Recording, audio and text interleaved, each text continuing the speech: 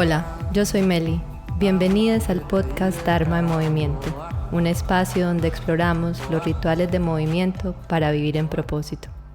Este episodio lo vamos a dedicar a uno de los temas centrales, si no el central, de este podcast y de mi trabajo, que es esto de Dharma, vivir en propósito.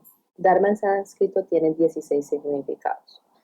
Nosotros nos vamos a ir porque está relacionado a esto del propósito de vida o el propósito del alma, dependiendo de cómo lo queramos entender, o de esas actividades que nos hacen estar en estado de fluidez si lo queremos entender desde un punto de vista más de la productividad. El episodio anterior de cómo encontrar significado en un trabajo que no te gusta es la respuesta a una de las preguntas que más me hacen y que yo también me hice por muchísimo tiempo. Esa es mi respuesta. Pero luego de ya más de 30 episodios, pensé, bueno, vamos a hacer un episodio específico de eso, cómo uno encontrar su propósito, uno cómo encontrar esa actividad, ese proyecto para lo que uno vino a esa experiencia humana, que creo que es una de las preguntas más filosóficas y que muchas veces las personas nos hacemos. Yo la estoy haciendo no sé desde hace cuánto tiempo ya. Para eso, yo estoy dedicando específicamente con esa pregunta y ya como voy para allá y necesito encontrar una respuesta y buscando los libros y buscando coaches, etcétera, por más o menos 7 años ya. Y busco aún diferentes enfoques, pero puedo decir que ya con todo lo que he investigado, he creado mi propio marco y les quiero contar bajo lo que está basado. Conmigo todo empezó por la parte de productividad y me leí uno de los libros que he mencionado ya, que se llama Find Your Why, Encuentra tu porqué, de Simon Sinek. Muchos tal vez lo hayan visto, es uno de esos videos virales en el mundo de branding, de los emprendedores. No es lo que haces, sino por qué lo haces, lo que hace una empresa exitosa, y uno de sus grandes ejemplos es Apple. También me leí otro librito que se llama Find Your Purpose, un libro pequeño, ni siquiera es un bestseller, que encontré por Amazon, de un autor que tiene una familia y cuenta muchísimas de sus experiencias y tenía varios ejercicios interesantes. Pero ninguna de estas herramientas yo sentía que me estaba generando como esa satisfacción, ni estaba respondiendo a todas mis preguntas, ni me llevaba a algo más trascendental, que era eso que yo todavía no entendía. Yo quería una pregunta, yo, cre, yo quería una respuesta aún más trascendental, y como en esos momentos yo también estaba desconectada de mi espiritualidad, no sabía específicamente qué era lo que necesitaba. Entonces conmigo todo empieza en verdad con mis entrenamientos ya más profundos de yoga. Yoga más allá de una clase de estudio o de gimnasio. Y en ese proceso conocí a quien ha sido mi profesora en la parte de coaching, ella y su equipo del Dharma Coaching Institute, que se llama Sahara Rose. Tal vez muchos de ustedes hayan visto el trabajo de ella porque es bien fuerte en redes. Y ella empezó un instituto que a mí me resonó. Yo ya había considerado esto de ser coach varias veces, pero hay veces cuando veía como estas personas se referían y mostraban a uno como, ¿quieres tener este carro y vivir esta vida? Hazte coach, no sé qué. Y uno como, no, esto no es lo que yo quiero.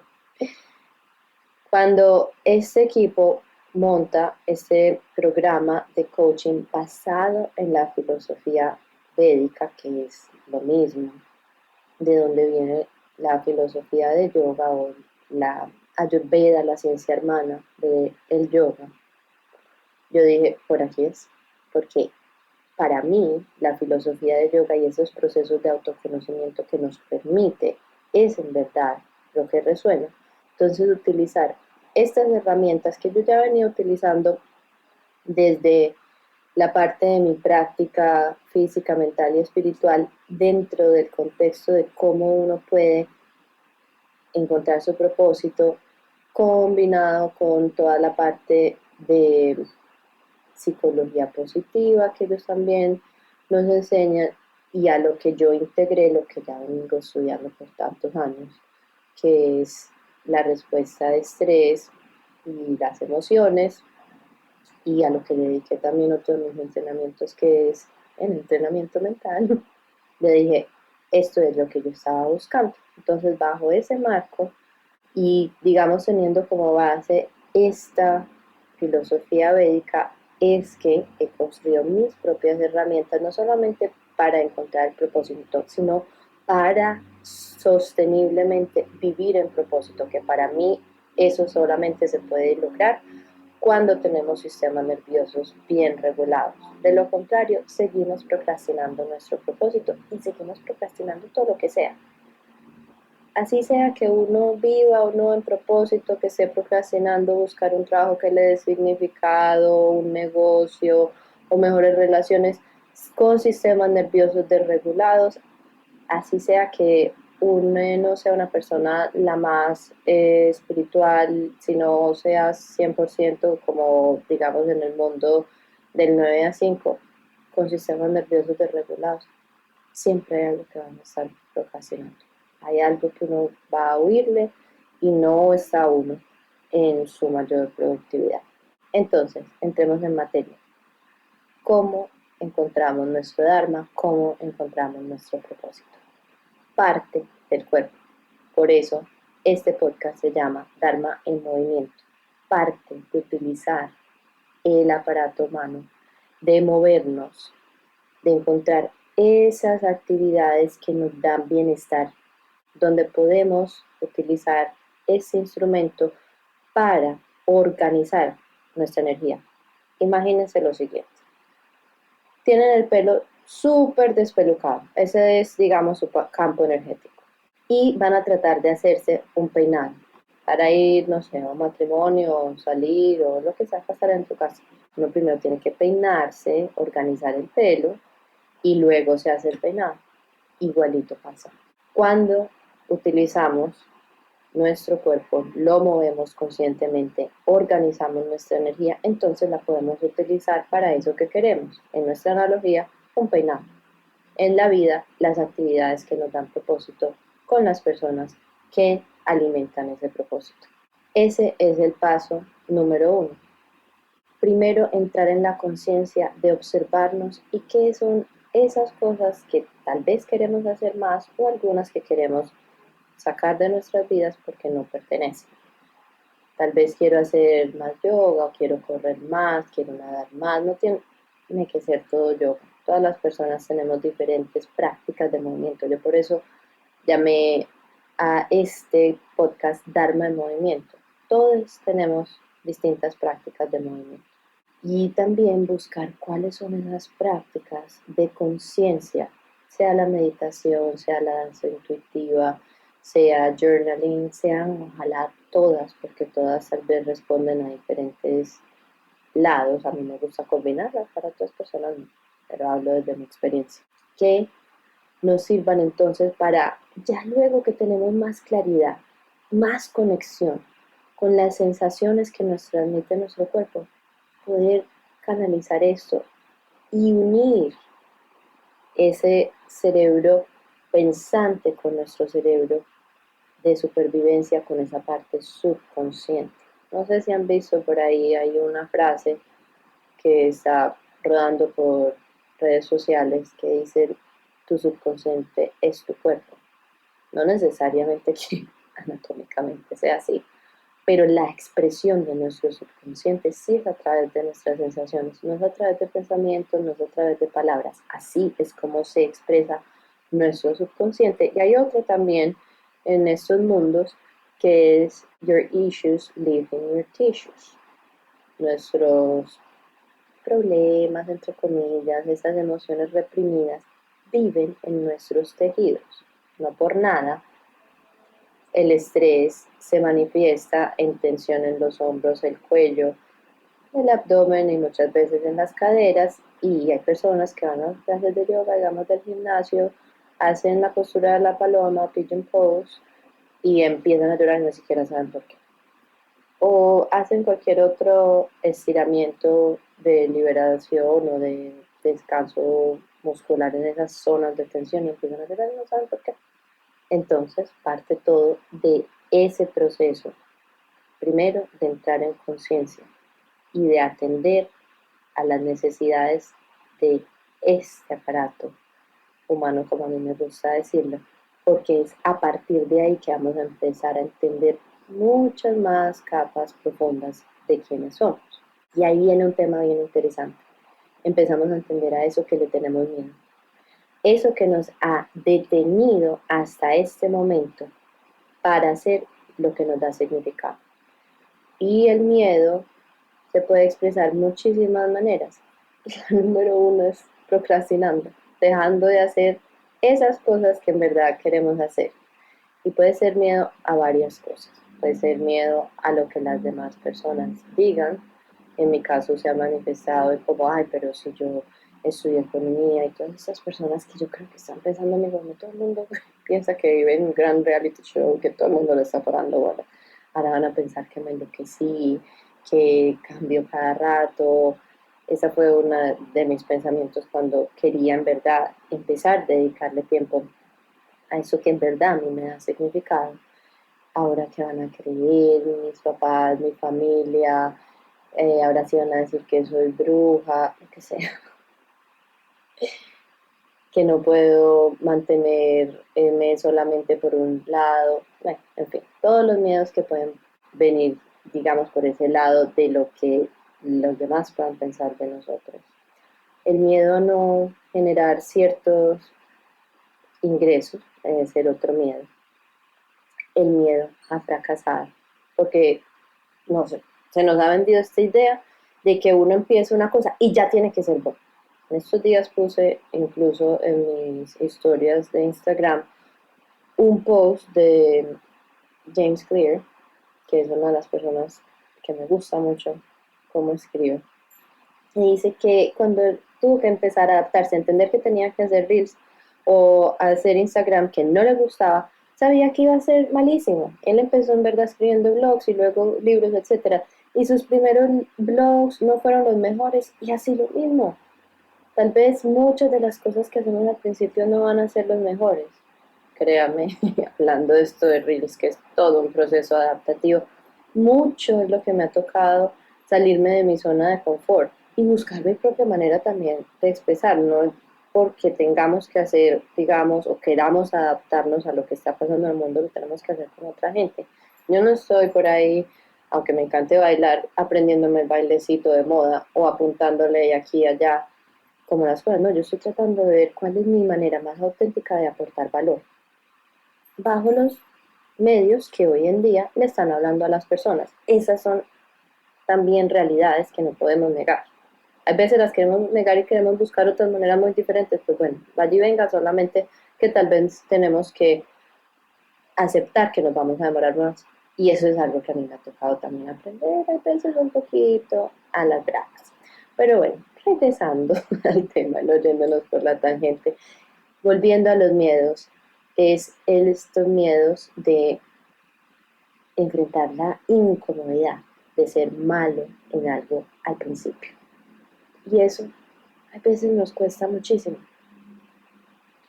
En fin, hay muchísimos otros miedos que uno ya tiene que ir empezando a explorar y eso es lo típico del trabajo de coaching. Si ustedes van a esas cosas de Tony Robbins o de muchos otros coach, digamos, famosos, eso es lo primero que siempre uno va a hablar. Entendiéndolo un poco más desde la neurobiología, nuestro cerebro de supervivencia está programado siempre para mantenernos en el status quo. Pero si te está muy bien acá, ¿por qué tenemos que cambiar las cosas? Es lo que nos está diciendo. Aquí todo está bien, estás vive, estás respirando, estás comiendo, no nos salgamos de acá. No hay una amenaza. aparente. Lo que pasa es que a largo plazo la amenaza sí puede ser una absoluta insatisfacción que lleve a otras consecuencias, a otras amenazas de salud mental como depresión, ansiedad, estrés, por no estar recorriendo el camino que queremos recorrer o haciendo esas cosas que en verdad nos dan significado. Entonces mantenerse uno necesariamente ahí. Cuando empezamos entonces un proceso de intimidad emocional con nuestros miedos y entendemos cuáles son esos patrones de comportamiento que han dictado nuestras decisiones en el pasado, podemos ver y reconocerlos sin juzgar, sin ponernos en los zapatos ni actuar directamente desde esos miedos. Eso permite o da claridad también para acercarnos a otros aspectos de nuestras personalidades utilizando herramientas que se han utilizado hace mucho tiempo en psicología como arquetipos o también herramientas de Ayurveda como los doshas y empezamos por ahí a conocernos. Y díganme a quién no le gusta hacer unos quizzes para uno ver cuál es su tipo de personalidad y entender ciertos patrones de conocimiento y entender ciertos patrones de comportamiento. El tema número uno preferido de los seres humanos es autoconocerse, porque para eso en verdad estamos aquí. En verdad, en esencia, ese es el gran propósito. Autoconocernos, entendernos para saber cómo podemos servir mejor, para hacer un proceso evolutivo de nuestras almas por un lado, o vivir una experiencia humana, sea que solamente sea este ratito que estamos aquí, de la mejor manera posible. Ahí entonces podemos acercarnos a los intereses y verlos como esas pistas, eso que nos mueve, eso tiene que hacer por algo, crea uno ¿no? en algo que vaya más allá. Y si no, por lo menos desde el punto de vista productivo, ya la Universidad de Harvard encontró que uno de las personas debe ponerlas a hacer lo que les interesa, porque por ahí van a producir muchísimo más. Igualmente para lo que son buenas. Entonces, por eso es bien importante entender los medios por donde nos comunicamos mejor, expresamos eso que nos interesa o eso que hemos aprendido en la vida a través de nuestro autoestudio y el estudio de los temas que nos llaman la atención y a través de lo que hemos aprendido por nuestros obstáculos. Ahí es donde tenemos la oportunidad de darle significado a nuestros obstáculos. Así no sea que uno quiera decir que todo pasa por algo, no, uno puede decidir, es una elección. Yo puedo decidir, así como se hace en Project Management, hacer un lesson learned, lecciones aprendidas de algo que ya pasó. Eso es darle significado a nuestros obstáculos. Escoger esas situaciones desagradables y ponerlas en nuestra hoja de vida, en nuestro currículum vitae y decir, a partir de esto, logré esto y por eso hoy tengo la confianza y sé que puedo hacer este otro tipo de cosas o sobrepasar este tipo de retos o incluso puedo hacerlo en mi trabajo, ayudar a otras personas que están viviendo esos retos a superarlos porque yo ya lo hice y estas fueron todas las otras cosas que intenté y este fue el camino que a mí, con mis circunstancias especiales, me sirvió para que otras personas que sean muy parecidas a mí o tengan muchas cosas en común conmigo puedan facilitarse su proceso. Eso entonces va ligado a los superpoderes.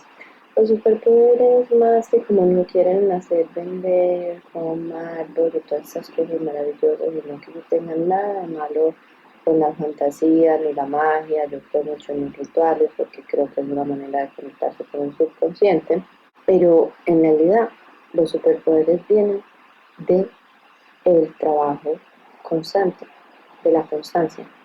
Por eso hablan de las 10.000 horas que hacen un experto.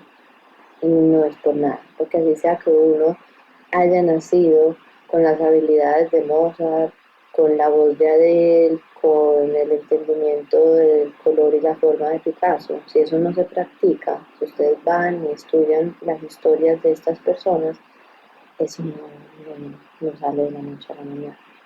Y ahí otra vez viene lo que decía antes, de tener esa humildad de uno saber que al principio va a ser malo nada. Y uno puede intentar muchas cosas, y hay cosas que uno intenta, y no da. Y eso también está bien, cosas que uno tiene que dejar y por ahí no era. Pero hay otras en que uno si va sistemáticamente y con constancia, no que es que lo intenté hoy, lo intenté mañana, y el tercer día yo no sirvo para eso, para venir a la clase de yoga porque es que yo no puedo hacer el verbo caos. No, eso también son excusas que uno se crea a uno mismo para evitar el dolor, nuevamente, para volver a reafirmar los patrones de nuestro subconsciente. Esos superpoderes vienen de esa decisión consciente. Y con esos superpoderes es que empezamos a servir a los demás. Y por eso es tan importante saber cuáles son nuestras maneras más efectivas de comunicarnos para servir mejor. Porque entre más servimos, más generamos esa sensación de servicio. Voy a hacer todo un episodio, creo que en la parte química de todos esos procesos que nos dan felicidad para que mantengamos saliendo de ese ángulo. Y entonces, a partir de ahí, desde servir mejor, por eso es una frase y es del lema de los colegios de mis primitos, y es el lema del colegio de uno de mis primos, es ser más para servir mejor. Nuevamente, todo parte de ese proceso de cuidarnos, de entendernos para poder servir mejor. Cuando ya uno ha hecho todos estos procesos, eso demora, por eso tampoco es de la noche a la mañana, pero cada paso va dando satisfacción. La idea es integrar todo eso que uno va aprendiendo de uno mismo en su vida y decidir vivirlo con constancia, porque esto es un proceso como una espiral. Esto no es un proceso lineal. El proceso de descubrir y vivir, que es la parte más interesante, nuestro alma, nuestro propósito, es como una espiral porque uno puede ir subiendo en todas esas emociones que van asociadas con ese proceso. Primero la apatía, la confusión, la desesperación, la rabia que luego se convierte en determinación, que tal vez venga con inseguridad, pero luego puedo convertir en seguridad, que luego empieza por curiosidad, luego constancia, y luego creo en mí misma, y luego solo trasciendo, etc. Uno puede subir y bajar varias veces, sobre todo cuando se trata de diferentes aspectos de la vida. Uno puede estar en diferentes aspectos de la vida, en diferentes partes de este espiral.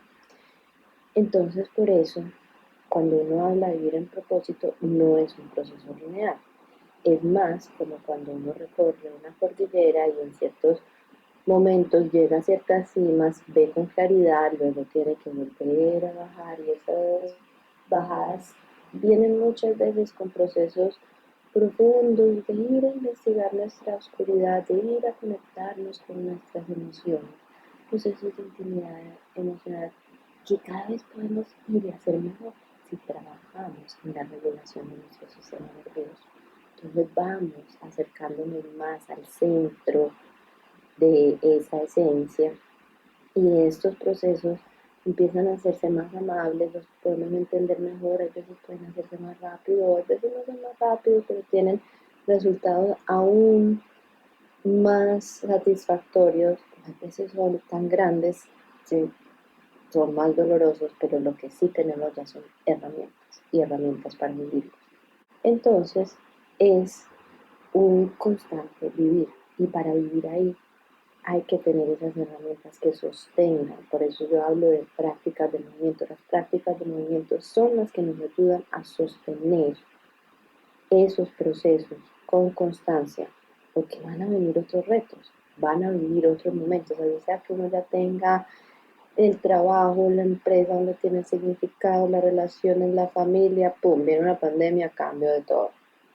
Viene un cambio en la economía y el negocio ya no funciona como funcionaba antes. Entonces, ahí es donde uno tiene que mantener bien, bien afiladitas esas herramientas, no oxidadas, para no oxidadas porque uno nunca sabe cuándo estos momentos se van a presentar. Nadie le pone a uno en el horario, viene una recesión económica o viene una pandemia o viene un cambio de estructuración empresarial. Y por eso es bien importante también en ese proceso de autoconocimiento entender cuáles son nuestros perfiles de procrastinación que también vienen muy asociados a miedos, a no saber entender cómo trabajar bien, asuntos de herramientas de productividad, etc. Por esto, vivir en propósito es una práctica y es una práctica muy alimentada por el movimiento, porque el movimiento es la manera número uno de conectarnos con nuestra principal herramienta, que es nuestro cuerpo. Eso es lo que yo he descubierto en toda mi investigación y en todas las diferentes escuelas a las que he recurrido para tener mayor claridad. Por eso parto desde ahí y termino ahí, porque no es un proceso lineal. Siempre necesitamos tener esa conexión con nuestro aparato humano. Y esa conexión parte de entender nuestras sensaciones físicas, para eso sirve muchísimo el entrenamiento mental, para mantener eso durante el día. Vamos aún más profundo, en mi caso, en la práctica de yoga y en la meditación. Y soltamos todas esas emociones, en mi caso también, con la danza intuitiva. Y hay veces se necesitan momentos donde hay que soltar o alimentar más energía y entonces a veces hago entrenamiento con pesas. Yo necesito más creatividad, irme al mundo exterior y conectarme con la naturaleza en mis caminatas. Y mantengo eso como la alimentación y mis herramientas para poder, en todo lo que yo hago y en todos los momentos que me ir manifestando ese propósito, no solamente por mi bienestar, sino también por las, sino también por el bienestar de las personas que viven alrededor de mí. Por eso, en la mayoría de las circunstancias, aun cuando se están saliendo las situaciones de nuestras manos, que no, en verdad no podemos hacer nada directamente, lo mejor que podemos hacer es concentrarnos en el autoconocimiento para poder estar en conexión con nuestro propósito y de esa manera vivir mejor. Eso es lo mejor que podemos hacer cuando hay guerras en el mundo, cuando estamos en unas elecciones presidenciales que tal vez no vayan a llevarnos a las situaciones que queremos. Esa es la manera, en mi experiencia, de servir mejor. Y son estas herramientas las que nos ayudan a integrar en todo lo que hacemos, en todas las situaciones de nuestra vida diaria, en nuestras relaciones, ese propósito y brindar bienestar a todas las personas que interactúan con nosotros. En el próximo episodio, ya para conectar también esto y para hablar también de fases, y si les gustan la filosofía de yoga y el mapa de los chakras, vamos a hablar cómo manifestar nuestro propósito a través de los chakras, de los centros energéticos, que también tienen una explicación muy interesante desde la parte de la ciencia occidental, porque quiero hacer una claridad aquí que se me presenta la oportunidad. Yoga también es una ciencia, es una tecnología de muchísimos años, que no venga de la tradición occidental es diferente, pero bueno, nota aparte.